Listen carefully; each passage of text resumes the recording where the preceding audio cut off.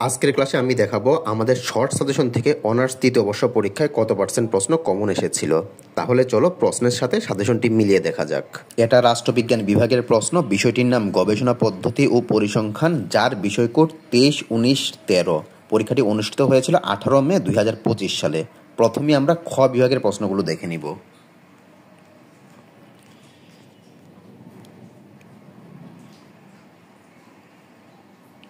খ বিভাগের প্রথম প্রশ্নটি ছিল প্রতিবেদন লিখনের ধাপসমূহ লিখো, নমুনা জরিপ এবং শুমারি জরিপের মধ্যে পার্থক্য কি, সমগ্রক এবং নমুনার মধ্যে পার্থক্য সংক্ষেপে দেখাও, গবেষণা প্রতিবেদন বলতে কি বুঝো, মধ্যমা নির্ণয় করো, গড় ব্যবধান নির্ণয় করো, চতুর্থক ব্যবধান নির্ণয় করো এবং পরিসারাঙ্ক নির্ণয় করো।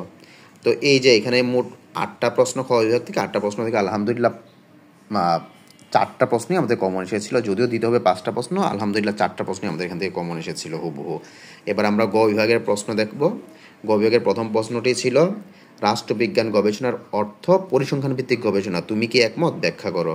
গবেষণা নকশা কি, একটি উত্তম গবেষণা নকশার বৈশিষ্ট্য এবং স্তরসমূহ আলোচনা করো। কেস স্টাডি সংজ্ঞা দাও এবং কেস স্টাডির সুবিধা এবং সীমাবদ্ধতাগুলো আলোচনা করো।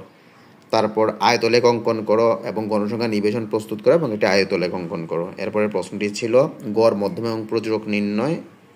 এরপরের প্রশ্নটা হচ্ছে ভেদাঙ্ক নির্ণয় এবং 16 নম্বর প্রশ্নটি ছিল সহসম্বন্ধ সহগ নির্ণয় এবং ফলাফলের উপর মন্তব্য করা এবং 17 নম্বর প্রশ্নটি ছিল গড় ব্যবধানাঙ্ক নির্ণয়। তো আলহামদুলিল্লাহ এখানে যদিও 8টা প্রশ্ন থাকে এবং দিতে হয় মাত্র 5টা প্রশ্ন, তো আমাদের গ বিভাগ থেকে 7টা প্রশ্নই কমন এসেছিল। তো এই যে এতগুলো প্রশ্ন কমন এসেছিল, তো আমাদের সাজেশনে আমরা আসলে মূলত কয়টা অঙ্ক দিয়েছিলাম বা কয়টা প্রশ্ন দিয়েছিলাম, দেখো এটা হচ্ছে আমাদের সাজেশনটা, খ বিভাগের সাজেশন। এটা একটু খেয়াল করো, আমি দেখাচ্ছি তোমাদের।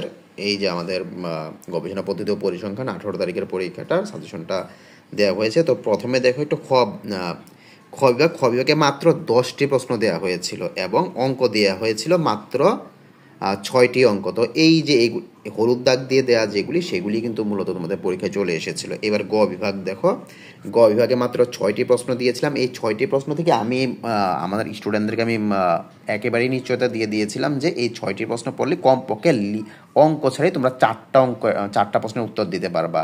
তো তোমাদের প্রতিবারই দেখা যায় গ বিভাগ থেকে অঙ্ক ছাড়াই কিন্তু 4টা প্রশ্ন, মানে 4টা লিখিত প্রশ্ন থাকে এবং 4টা অঙ্ক থাকে। তো এইভাবে করে প্রশ্নগুলি সাজানো থাকে। তো এই বছর একটু ব্যতিক্রম ঘটেছে, এই বছর অঙ্ক দিয়েছে 5টা এবং লিখিত প্রশ্ন দিয়েছে মাত্র 3টা। তো আলহামদুলিল্লাহ 6টা প্রশ্ন শিখি কিন্তু 3টা প্রশ্ন কমন এসেছে। যেমন একটু দেখো, তোমার এই প্রশ্নটা 1 নম্বর প্রশ্নটা পরীক্ষার মধ্যে এসেছে, 3 নম্বর প্রশ্নটা এসেছে এবং এই যে তোমার 8 নম্বর প্রশ্নটা, 8 নম্বর প্রশ্ন খ বিভাগ থেকে 8 নম্বর প্রশ্নটা এটা গ বিভাগে এসেছে। তারপরে তোমার খ বিভাগের 5 নম্বর প্রশ্নটা সেটা গ বিভাগে এসেছে এবং খ বিভাগের 1 নম্বর প্রশ্নটা এটাও গ বিভাগে এসেছিল। তো মাত্র 6টা প্রশ্ন দেওয়ার মধ্যেই কিন্তু তোমার খ বিভাগ থেকে 3টা প্রশ্ন হুবহু কমন এসেছিল এবং অঙ্ক কয়টা দিয়েছিলাম, অঙ্ক আমি গ বিভাগ থেকে মাত্র 6টা প্রশ্ন দিয়েছিলাম। এই 6টা অঙ্ক থেকে তোমাদের 4টা অঙ্ক আলহামদুলিল্লাহ কমন এসেছে। তো কষ্ট করে ক্লাসটা করার জন্য তোমাদেরকে অনেক ধন্যবাদ। এখন বিষয়টা হচ্ছে স্যার আমরা পরবর্তী বিষয় সাজেশনগুলি কীভাবে নিব। তো তোমরা যারা honours first year, second year বা থার্ড ইয়ার বা ফোর্থ ইয়ার আছো, যারা আমাদের সাজেশনগুলি নিতে যাচ্ছ, তাহলে দেখো এখানে একটা নাম্বার দেওয়া আছে 01925660999। এই নাম্বারে তোমরা আমাদের সাথে যোগাযোগ করতে পারো। আলহামদুলিল্লাহ এই নাম্বারে যোগাযোগ করলে হোয়াটসঅ্যাপ, ইমো বা মেসেঞ্জারে যোগাযোগ করতে পারো। তোমাদেরকে পিডিএফ কপিটা তোমাদের হোয়াটসঅ্যাপ, ইমো বা মেসেঞ্জারে পাঠিয়ে দেওয়া হবে। কষ্ট করে ক্লাসটা করার জন্য তোমাদেরকে অনেক ধন্যবাদ। তোমাদের পরীক্ষাগুলো অনেক ভালো হোক, এই শুভকামনা রইল। আল্লাহ হাফেজ।